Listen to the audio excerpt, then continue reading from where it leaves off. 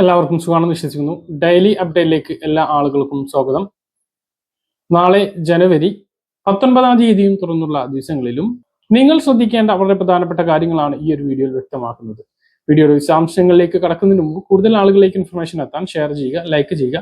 ഫേസ്ബുക്കിലൂടെ കാണുന്ന ആളുകൾ ഫോളോ ചെയ്യുക. വീഡിയോയുടെ വിശദമായ വിവരങ്ങളിലേക്ക് വരാം.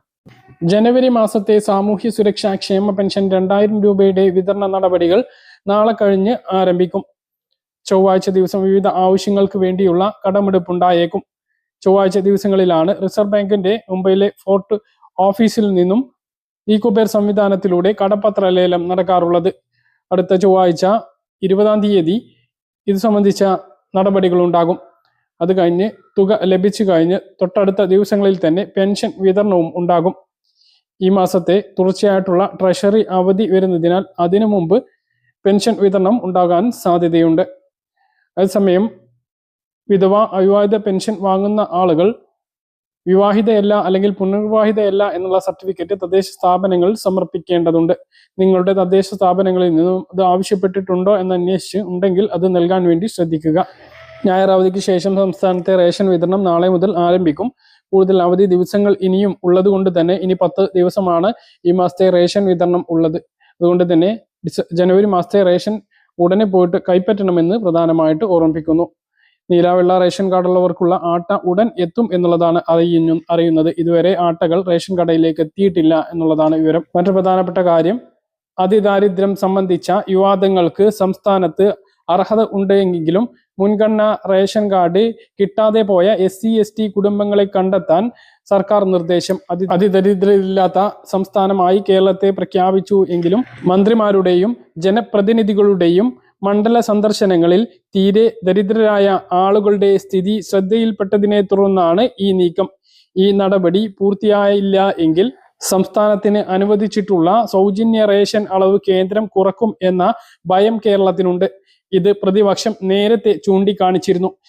ഇപ്പോഴാണ് സർക്കാർ സംവിധാനത്തിന് ഈ കാര്യത്തിന്റെ ഗൗരവം മനസ്സിലാകുന്നത് എന്ന് മാത്രം. സംസ്ഥാനത്ത് 1.54 കോടി ആളുകൾക്കാണ് ഏറ്റവും പിന്നോക്ക അവസ്ഥയിലുള്ളവർക്കുള്ള മഞ്ഞ, പിങ്ക് റേഷൻ കാർഡുകളും സൗജന്യ റേഷനും അർഹതയുള്ളത്.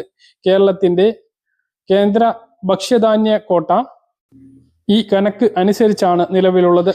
മസ്റ്ററിംഗ് കഴിഞ്ഞപ്പോൾ മഞ്ഞ, പിങ്ക് റേഷൻ കാർഡിലെ അർഹതാ പട്ടികയിൽ കാര്യമായിട്ട് ഒഴിവ് വന്നിട്ടുണ്ട്. 65,000 കാർഡെങ്കിലും ഈ വിഭാഗത്തിൽ നൽകാൻ കഴിയും.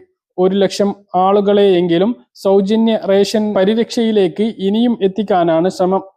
ഇതിൽ തന്നെ SC/ST വിഭാഗങ്ങളിലെ ദരിദ്രമായ ജീവിത സാഹചര്യങ്ങളിൽ കഴിയുന്നവരെ കണ്ടെത്തി ഉൾപ്പെടുത്തണം. 56,900 SC വിഭാഗക്കാരുടെയും 2040 ST വിഭാഗക്കാരുടെയും അപേക്ഷ ലഭ്യമായിട്ടുണ്ട്. ഇനിയും അത്തരക്കാരുണ്ടാകാമെന്നാണ് ഭക്ഷ്യവകുപ്പിന്റെ വിലയിരുത്തൽ. ഏറ്റവും മോശമായ സാഹചര്യത്തിൽ ജീവിക്കുന്ന പലരും സർക്കാരുകളുടെ ആനുകൂല്യത്തെക്കുറിച്ച് അറിയാതെയും മുൻഗണന റേഷൻ കാർഡിന് അപേക്ഷിക്കാതെയും പോയവരാണ്. തനിക്ക് തന്നെ അത്തരം അനുഭവം നേരിൽ കാണാൻ കഴിഞ്ഞിട്ടുണ്ട് എന്നും ഉടൻ മുൻഗണനാ കാർഡുകളിലേക്ക് അവരെ എടുക്കാൻ വേണ്ട നടപടികൾ ചെയ്തിട്ടുണ്ട് എന്നും ഭക്ഷ്യമന്ത്രി GR അനിൽ പറഞ്ഞു. പഞ്ചായത്ത്, മുനിസിപ്പാലിറ്റി കോർപ്പറേഷൻ മെമ്പർമാർ, റേഷൻ കടക്കാർ എന്നിവരുടെ സഹായത്തോടെ ഇത്തരം വിഭാഗങ്ങളിലെ ആളുകളെ അർഹരെ കണ്ടെത്താൻ നിർദ്ദേശം നൽകിയിട്ടുണ്ട്. BPL മാനദണ്ഡം ഭക്ഷ്യവകുപ്പിന് ഏകപക്ഷീയമായി മാറ്റാൻ കഴിയില്ല.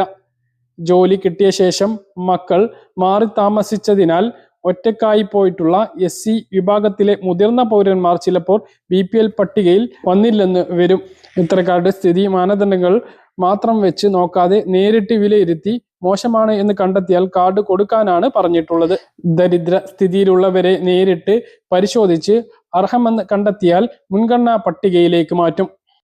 പോസ്റ്റ് ഓഫീസ് വഴി ലഭ്യമാകുന്ന ഗ്രൂപ്പ് ആക്സിഡന്റ് ഇൻഷുറൻസ് പദ്ധതിയെക്കുറിച്ചാണ് പറയുന്നത്. വളരെ കുറഞ്ഞ പ്രീമിയത്തിൽ സാമ്പത്തിക സുരക്ഷ നൽകുന്ന ഒരു പദ്ധതിയാണിത്. India post payment bank, Tata, AIG, Bajaj alliance തുടങ്ങിയ കമ്പനികളുമായി ചേർന്നാണ് ഈ ഇൻഷുറൻസ് നൽകുന്നത്. സാധാരണക്കാർക്കായി പ്രധാനപ്പെട്ട 2 പ്ലാനുകളാണ് പദ്ധതിയിൽ ഉൾപ്പെടുത്തിയിട്ടുള്ളത്. 399 രൂപയുടെ ഒരു പ്ലാനും 299 രൂപയുടെ മറ്റൊരു പ്ലാനുമാണ്. 1 വർഷത്തേക്ക് 10 ലക്ഷം രൂപ പരിരക്ഷ ലഭിക്കുന്നത് തന്നെയാണ് 2 പ്ലാനുകളും. എന്നാൽ ലഭിക്കുന്ന ആനുകൂല്യത്തിൽ ചെറിയ വ്യത്യാസങ്ങൾ ഉണ്ട് എന്ന് മാത്രം. പദ്ധതിയുടെ പ്രധാനപ്പെട്ട നേട്ടങ്ങൾ ഇനി പറയുന്നവയാണ്. അപകടം സംഭവിച്ചാൽ കുടുംബത്തിന് 10 ലക്ഷം രൂപ ലഭിക്കും. അപകടത്തിൽ സ്ഥിരമായ അംഗവൈകല്യം സംഭവിച്ചാലും 10 ലക്ഷം രൂപ ലഭിക്കും. കൂടാതെ ചികിത്സാ ചിലവുകളും ലഭ്യമാകും. അപകടത്തെ തുടർന്ന് ആശുപത്രിയിൽ അഡ്മിറ്റ് ആയാൽ 60,000 രൂപ വരെയും OPE വിഭാഗത്തിലുള്ള ചികിത്സയ്ക്ക് 30,000 രൂപ വരെയും ക്ലെയിം ചെയ്യാവുന്നതാണ്. വിദ്യാഭ്യാസ സഹായവും ലഭിക്കുന്നതാണ്. അതായത് അപകടം സംഭവിച്ചാൽ ഇൻഷുറൻസ് എടുത്ത ആളുടെ പരമാവധി 2 കുട്ടികൾക്ക് വിദ്യാഭ്യാസ സഹായമായി നിശ്ചിത തുക ലഭിക്കുന്നതാണ്. കൂടാതെ ആശുപത്രിയിലെ നിത്യ ചെലവിനു വേണ്ടി എല്ലാ ദിവസവും 1000 രൂപ പരമാവധി 10 ദിവസത്തേക്ക് ലഭിക്കുന്നതാണ്. ഇനി പദ്ധതിയിൽ ആർക്കൊക്കെ ചേരാം? 18 മുതൽ 65 വയസ്സുവരെ പ്രായമുള്ള എല്ലാവർക്കും ഈ പദ്ധതിയിൽ ചേരാവുന്നതാണ്. അതിനുവേണ്ടി ഇന്ത്യ പോസ്റ്റ് പേയ്മെന്റ് ബാങ്കിൽ ഒരു അക്കൗണ്ട് ഉണ്ടായിരിക്കണം. അക്കൗണ്ട് ഇല്ല എങ്കിൽ തൊട്ടടുത്ത പോസ്റ്റ് ഓഫീസിൽ നിന്നും മിനിറ്റുകൾക്കുള്ളിൽ ഇവ തുടങ്ങാനും കഴിയുന്നതാണ്. ഇനി പറയുന്ന കാര്യങ്ങൾ കൂടി ശ്രദ്ധിക്കേണ്ടതുണ്ട്. ഇത് 1 വർഷം കാലാവധിയുള്ള പോളിസിയാണ്. ഓരോ വർഷവും ഇത് പുതുക്കേണ്ടതുണ്ട്. സാധാരണ മരണങ്ങൾക്ക്, അപകടത്തിലൂടെ അല്ലാതെയുള്ള മരണങ്ങൾക്ക് ഈ ഇൻഷുറൻസ് പരിരക്ഷ ലഭിക്കുകയില്ല. Post office payment bank account ഉണ്ടായിരിക്കണം. ആധാർ കാർഡും അക്കൗണ്ടുമായി ലിങ്ക് ചെയ്തിട്ടുള്ള മൊബൈൽ നമ്പറും കയ്യിൽ കരുതണം. പോസ്റ്റ് ഓഫീസിലുള്ള ജീവനക്കാർ നിങ്ങളുടെ ബയോമെട്രിക് ഉപയോഗിച്ചോ OTP വഴിയോ മിനിറ്റുകൾക്കുള്ളിൽ തന്നെ ഇൻഷുറൻസ് ആക്ടിവേറ്റ് ചെയ്തു തരും. പോസ്റ്റ് ഓഫീസ് പേയ്മെന്റ് ബാങ്ക് അക്കൗണ്ടിൽ പണം ഉണ്ട് എങ്കിൽ അതിൽ നിന്നും പണം ഈടാക്കുകയാണ് ചെയ്യുക. കൂടാതെ മൊബൈൽ ഫോണിലൂടെ ആപ്പ് വഴി സ്വന്തം ഇത് രജിസ്റ്റർ ചെയ്യാനാകും. നിങ്ങൾ പോസ്റ്റ് ഓഫീസ് പേയ്മെന്റ് ബാങ്ക് അക്കൗണ്ടിന്റെ IPPB മൊബൈൽ ബാങ്കിംഗ് എന്ന ആപ്പ് ഉപയോഗിക്കുന്നുണ്ട് എങ്കിലാണ് ഇത് സാധ്യമാകുക. ആപ്പ് ഓപ്പൺ ചെയ്ത് ലോഗിൻ ചെയ്ത ശേഷം ഹോം പേജിൽ ഇൻഷുറൻസ് എന്ന ഭാഗത്ത് ക്ലിക്ക് ചെയ്ത് നടപടിക്രമങ്ങൾ പൂർത്തീകരിച്ച് ഇൻഷുറൻസ് എടുക്കാൻ സാധിക്കും. ഇങ്ങനെ മൊബൈൽ ആപ്പ് വഴി ഇൻഷുറൻസ് എടുക്കുമ്പോൾ നിങ്ങളുടെ അക്കൗണ്ടിൽ 400 രൂപയെങ്കിലും ഉണ്ട് എന്ന് ഉറപ്പുവരുത്തുക. ഇൻഷുറൻസ് എടുത്ത് 1 വർഷത്തേക്കാണ് ഇതിന്റെ കാലാവധി. ഇൻഷുറൻസ് എടുത്തു കഴിഞ്ഞാൽ നിങ്ങളുടെ ഇമെയിൽ വിലാസത്തിലേക്ക് പോളിസി ഡോക്യുമെന്റ് ലഭിക്കുന്നതാണ്. 399, 299 എന്നിങ്ങനെ 2 പ്ലാനുകളാണ് ഉള്ളത് എന്ന് പറഞ്ഞു. ഇതിൽ രണ്ടിലും വ്യത്യാസം മക്കൾക്കുള്ള വിദ്യാഭ്യാസ ആനുകൂല്യവും ആശുപത്രി ചെലവിലേക്കുള്ള ദിവസേനയുള്ള 1000 രൂപയും 399ന്റെ പ്ലാനിലാണ് ഉള്ളത്. 299ൽ അതില്ല. ബാക്കിയുള്ളവ എല്ലാം 2 പ്ലാനിലും ഒരേപോലെയാണ്. പദ്ധതിയെക്കുറിച്ച് കൂടുതൽ അറിയാൻ നിങ്ങളുടെ തൊട്ടടുത്തുള്ള പോസ്റ്റ് ഓഫീസുമായിട്ടൊന്ന് ബന്ധപ്പെടുക. മറ്റൊരു പ്രധാനപ്പെട്ട അറിയിപ്പാണ് ഇനി പറയുന്നത്. ന്യൂനപക്ഷ വിഭാഗത്തിൽപ്പെട്ടവർക്ക് സ്വയം തൊഴിൽ പദ്ധതിക്കു വേണ്ടിയിട്ടുള്ള സംസ്ഥാന ന്യൂനപക്ഷ വകുപ്പിന്റെ അപേക്ഷ ക്ഷണിച്ചു. ന്യൂനപക്ഷ വികസന ധനകാര്യ കോർപ്പറേഷൻ മുഖേന ന്യൂനപക്ഷ മത വിഭാഗങ്ങളിൽപ്പെട്ട വിധവകൾ, വിവാഹമോചിതർ, ഭർത്താവ് ഉപേക്ഷിക്കപ്പെട്ട സ്ത്രീകൾ എന്നിവർക്കായാണ് പദ്ധതി നടപ്പിലാക്കുന്നത്. 20 വയസ്സിനും 60 വയസ്സിനും ഇടയിൽ ഉള്ളവർക്ക് അപേക്ഷ നൽകാവുന്നതാണ്. പദ്ധതിയുടെ ഭാഗമായി പരമാവധി 5 ലക്ഷം രൂപയുടെ വായ്പ അനുവദിക്കും. വായ്പയുടെ 20% സബ്സിഡി ലഭിക്കും. അതായത് 5 ലക്ഷം രൂപയാണ് ലഭിക്കുന്നത് എങ്കിൽ 1 ലക്ഷം രൂപ സബ്സിഡി ഉണ്ടാകും. കുടുംബ വാർഷിക വരുമാനം 2.5 ലക്ഷം രൂപയിൽ കവിയാൻ പാടില്ല. മാനസിക ശാരീരിക വെല്ലുവിളികൾ നേരിടുന്ന കുട്ടികളുള്ളവർ, 18 വയസ്സിന് താഴെ പ്രായമുള്ള കുട്ടികളുള്ള വിധവകൾ, BPL കുടുംബങ്ങൾ എന്നിവർക്ക് മുൻഗണന ലഭിക്കും. BPL വിഭാഗത്തിന്റെ അഭാവത്തിലാണ് കുടുംബവാർഷിക വരുമാനം 2.5 ലക്ഷം കവിയാത്ത APL വിഭാഗക്കാരെ പരിഗണിക്കുന്നത്.